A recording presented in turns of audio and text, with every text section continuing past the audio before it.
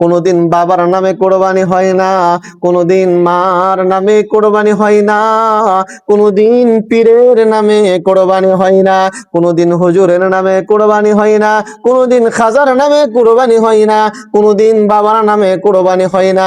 আমি আপনাদের কাছে জানতে চাই কোরবানি কার জন্য হবে? কথা বলেন, কোরবানি কার জন্য? আল্লাহর জন্য যদি কোরবানি দেওয়া হয়, আমি আমার আল্লাহর রাস্তায় কোরবানি দিলাম, আল্লাহর সন্তুষ্টির জন্য কোরবানি দিলাম, আল্লাহর সন্তুষ্টির জন্য দান করলাম, আল্লাহর সন্তুষ্টির জন্য আমি মালিকের রাস্তায় দান করলাম। আল্লাহ বলেন, বান্দা তোমার কুরবানির গোশত দিতে হবে না, এ বান্দা তোমার কুরবানির কলিজা দিতে হবে না। আমি আল্লাহ কোনোদিন বলবো না বান্দারে কুরবানির কলিজা আমি আল্লাহর কাছে পাঠাইয়া দাও।